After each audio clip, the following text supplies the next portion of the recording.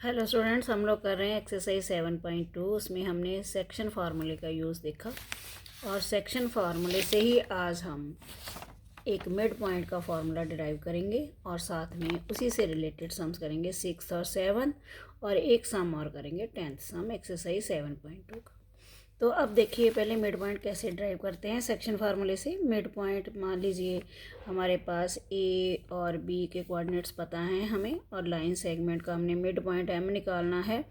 और देखिए A M जो पॉइंट है वो ए बी को 2 इक्वल पार्ट्स में डिवाइड कर रहा है, ए एम और एम बी में। तो इनकी रेशो होगी 1:1। तो M1 की वैल्यू होगी 1 और M2 की वैल्यू भी होगी 1।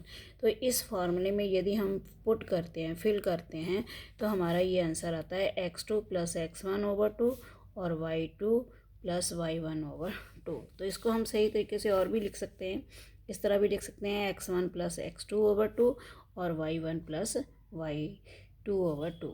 तो स्टूडेंट्स हमने इसी मिड पॉइंट का यूज़ करते हुए एक सम करना है, जैसे find the mid point of the line joining the points A and B. तो हमने कोऑर्डिनेट्स निकालने हैं मिड पॉइंट के, तो हम ये फॉर्मूला लगाएंगे और ये कोऑर्डिनेट्स निकाल लेंगे। तो इसके साथ ही हमने ये जो सम्स करने हैं एक्सरसाइज की, उसमें डायगोनल जो हैं, पहले तो पैरेललोग्राम है, तो पैरेललोग्राम की एक हमें प्रॉपर्टी याद रखनी पड़ेगी कि पैरेललोग्राम में डायगोनल्स जो क्या करते हैं, एक दूसरे को बाइसेक्ट करते हैं। और 10th सम में हमने एरिया ऑफ रोम्बस निकालना है। तो एरिया ऑफ रोम्बस का फार्मूला होता है 1/2 प्रोडक्ट ऑफ 2 डायगोनल्स। तो प्रोडक्ट ऑफ 2 डायगोनल्स की जगह मैंने लिखा है first diagonal multiply second diagonal.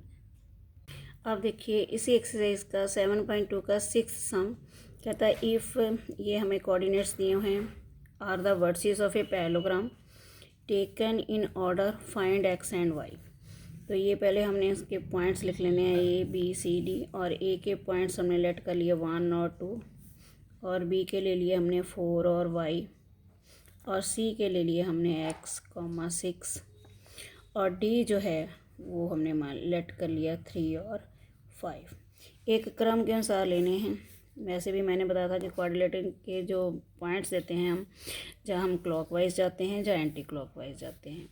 तो अब हमने क्या करना है, पैरेललोग्राम की एक कंडीशन होती है स्टूडेंट्स कि इनके जो डायगोनल्स होते हैं ना, वो एक दूसरे को बाइसेक्ट करते हैं। बाइसेक्ट माने 2 इक्वल पार्ट्स में वो डिवाइड हो जाते हैं। मतलब डी ओ बी के बराबर है और ए ओ किसके बराबर है, ओ सी के।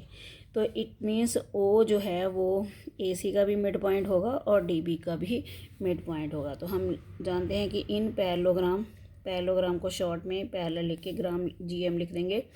पैरेललोग्राम डायगोनल्स क्या करते हैं, बाइसेक्ट ईच अदर, एक दूसरे को क्या करते हैं, बाइसेक्ट करते हैं। इसलिए क्या होगा फिर, coordinates of the mid point of A C और डी बी के जो कोऑर्डिनेट्स होंगे वो इक्वल होंगे। तो क्या लिखेंगे, मिड पॉइंट ऑफ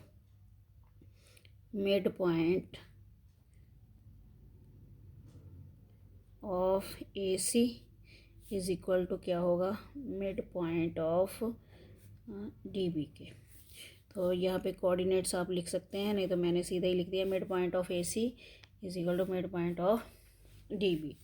अब मिड पॉइंट हमने पहले ए सी का लेना है मिड पॉइंट। तो ए सी के लिए देखिए ये x1 है, ये y1 है, ये x2 है, ये y2 है। तो हम क्या लिख लेंगे, 1 + x/2 फिर 2 + 6/2। इसी तरह डी बी का हमने मिड पॉइंट लिखना है, कैसे लिखेंगे, 3 + 4/2 और 5 + y/2। तो स्टूडेंट्स ये देखिए इक्वलिटी का साइन लगा है, इट मीन्स पहली टर्म जो है वो इसके बराबर है और दूसरी टर्म इसके इक्वल है। तो हम इसको कंपेयर कर लेंगे, 1 + x/2, 3 + 4/2। इसी तरह इधर 2 + 6/2 इज इक्वल टू 5 + y/2। अब ये देखिए, अब इनको तो हम प्लस नहीं कर सकते, इसको ऐसे ही रखेंगे, ठीक है। और इनको हम प्लस कर सकते हैं 7/2। ये देखिए इधर भी 2 है, तो 2 भी हम क्या कर सकते हैं, कैंसिल कर सकते हैं। तो 1 + x = 7 आया, x = 7 - 1 आ गया, ये 6 आ गया। यदि आप ऐसा नहीं करना चाहते तो आप क्रॉस मल्टीप्लिकेशन करके कर सकते हो, आपको वो मेथड तो आता ही होगा। ये आ गया 2 आ गया, 5 + y/2 आ गया। देखिए इधर भी 2 है, इधर भी 2 है, ये कैंसिल हो गया। और 8 = 5 + y आया, y = 8 - 5, y = कितना आया 3 आ गया। तो हमारे x की वैल्यू भी हमारी आ गई 6 और y की वैल्यू आ गई हमारी 3। तो ये हमने फाइंड करना था। अब देखिए इसी मिड पॉइंट का फार्मूला हम सर्कल में भी यूज़ कर सकते हैं। तो ये 7 सम इसी से रिलेटेड है। Find the coordinates of the point A where A B is the diameter of a circle. A B जो है डायमीटर है और हुज सेंटर इज़, बोले यहाँ पे हमने सेंटर ले लिया, सी ले लेते हैं सेंटर। और सेंटर के कोऑर्डिनेट्स हैं हमारे पास 2 और -3, और बी के कोऑर्डिनेट्स हमें दिए हुए हैं 1 और 4। तो क्या कह रहा है, find the coordinates of the point ए। तो ए के कोऑर्डिनेट्स हमने निकालने हैं, जिसके निकालने होते हैं उसको लेट कर लेते हैं। तो लेट कर लेते हैं पहले कोऑर्डिनेट्स ऑफ ए, तो वो हमने लेट कर लिए XY, ठीक है। और बी के कोऑर्डिनेट्स हमें दिए हुए हैं 1 4, और सी जो दिया है वो 2 - 3 है। और आपको पता है सर्कल में सी इज़ क्या होता है, mid point of A B. तो अब सी के कोऑर्डिनेट्स हमने लिखने हैं।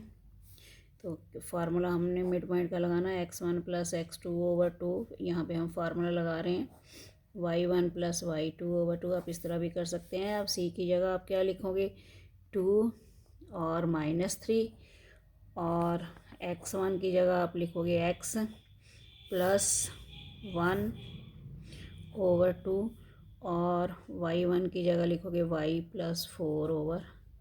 तो ये देखिए बिल्कुल उसी तरह हो गया सम। अब इसको कंपेयर कर लेंगे। 2 = x + 1/2, यहाँ पे 1 है। अब देखिए इसी तरह इसको कर लेंगे, -3 = y + 4/2। स्टूडेंट्स अब देखिए इस तरह ये 2 2 था, ये इसको हमने कैंसिल कर दिया, लेकिन यहाँ पे 1 है, यहाँ पे क्या है 2। अब हम इस तरह कैंसिल नहीं कर पाएंगे, क्या करेंगे, क्रॉस मल्टीप्लाई करेंगे।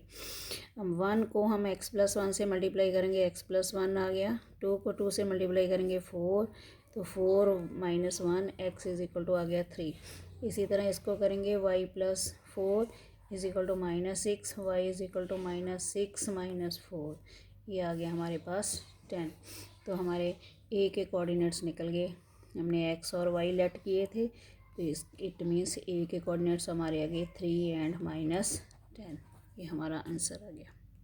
अब देखिए एक्सरसाइज 7.2 का 10th सम कहता है find the area of a rhombus if the vertices are 3 0 4 5 -1 4 and -2 and -1 taken in order.